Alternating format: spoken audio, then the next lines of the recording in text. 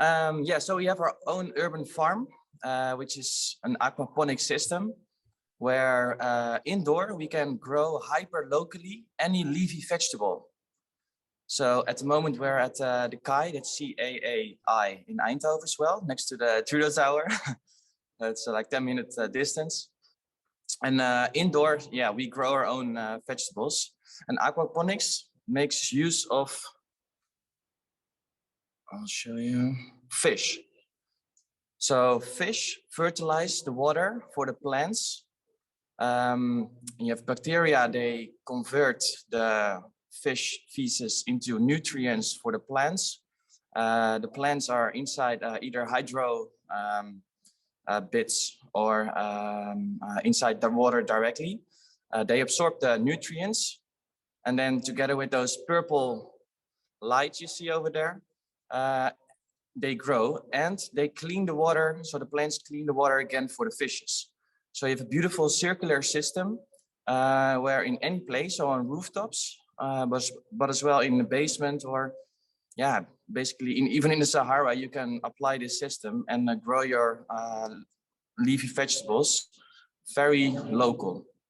So there's no transport needed, of course. That's a big plus point. So for example, we have a restaurant as well next to the farm where we use some of the vegetables we grow, and others we get from an organic farmer. Yeah, half an hour from the restaurant. But for example, if we order a organic celery, it comes from Spain. So yeah, you can imagine the footprint is very high with that, but also the nutritional value. So every hour a leafy vegetable is harvested, it loses an X amount of nutrients.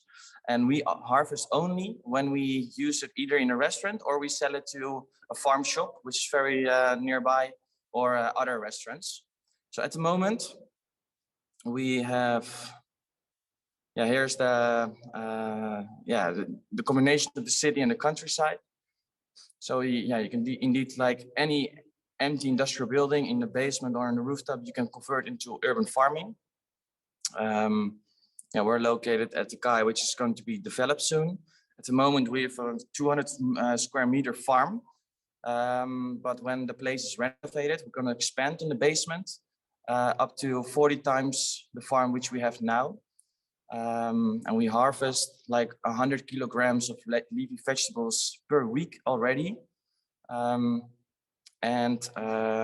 of course, if that happens times 40, you have 4,000 kilograms of leafy vegetables.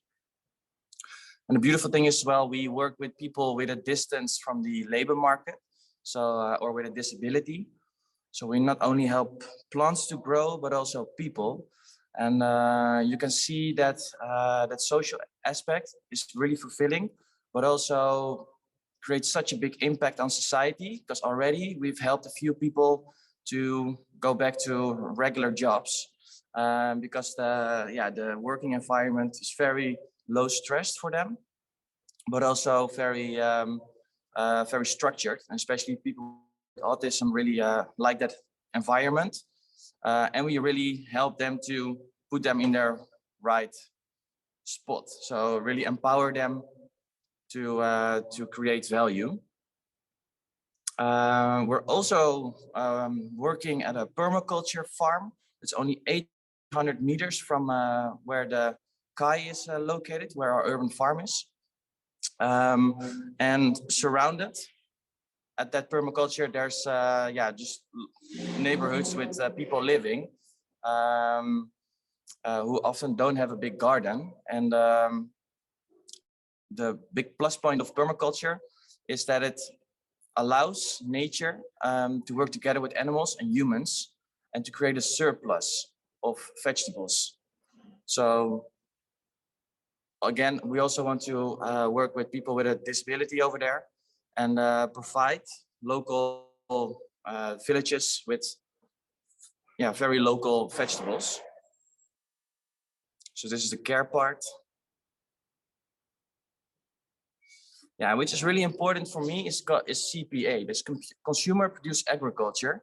because I heard already a few issues about finances also from Maria, and about maintenance. So maintaining the plants that grow on either rooftops. I've just now been thinking about it as well, because we want to apply that system in our urban farm from October onwards with 10 people.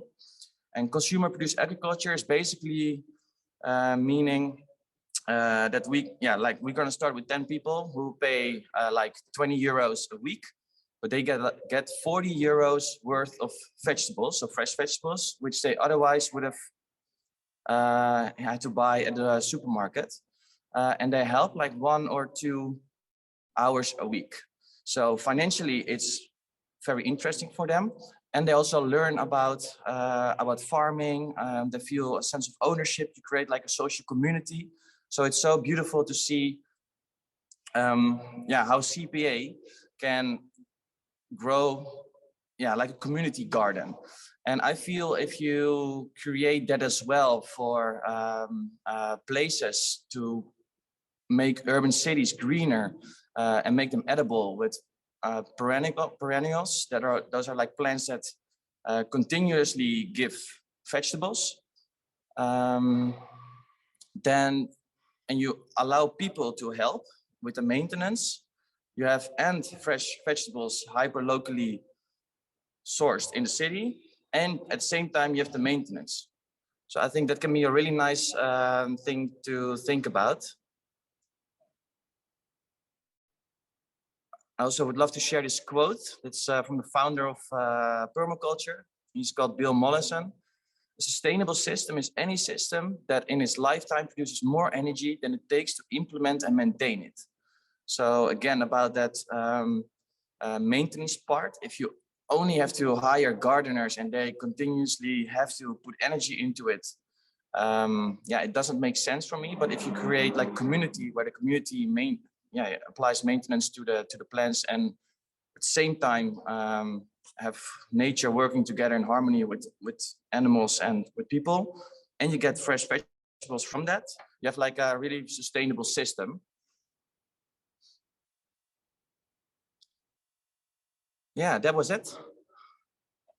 If there's any questions, I keep it short and crispy. I already heard that we're on quite a tight schedule. Yeah, thank you very much, Tim. And indeed, it's a tight schedule. Maybe you can unshare your screen that we see each other again. Thank you very much. Thanks for your story and the presentation. I think there is, if you want to switch on your camera, yeah, perfect, there you are. Is this a virtual background or are you actually in the site? No, it's a virtual background, but yeah, it's like I just made a picture as well in between and the break. So yeah, perfect. I think there's at least 2 questions in the chat about where's the energy and water coming from you're using, and can you explain very briefly about aquaponics, maybe? Yeah. So at the moment, yeah, it's not completely sustainable. So at the moment, we just use regular energy and water from the tap. But when in 1.5 years, the whole place is going to be renovated, and then we're going to use rainwater and solar panels. So for now, it's not possible yet because everything has to be renovated still. But yeah, within 1.5-2 years, we're going to use rainwater indeed. That we're going to filter, and solar panel energy. So yeah, then you have a really nice sustainable system. Yeah, and aquaponics. You explained, of course, how it works, but is there anything which you learned so far about the complexity and what you have to watch out especially? Yeah, it's quite simple. There was a guy in New York, and like in 1970 something, and he's asked himself, like, what if a nuclear bomb would drop now, and yeah, like a very doom scenario, but can I still grow my own vegetables in my little apartment? And then he started experimenting, and even the Mayas already did it a few thousand years ago. And he started experimenting, and then he found this system where indeed with aquarium, you can connect it to bacteria, to water, and indoor lighting, and the plants then can grow. He made that open source. And yeah, there are a few companies around the world who apply that system now. But yeah, basically you need just fish that do their thing, like no bullshit, but fish shit.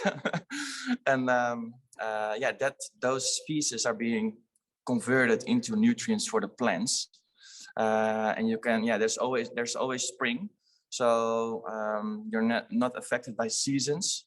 And for now we have like one layer, you can see it in the back as well of me, one layer of plants, but we're going to go into the basement after 1.5 years.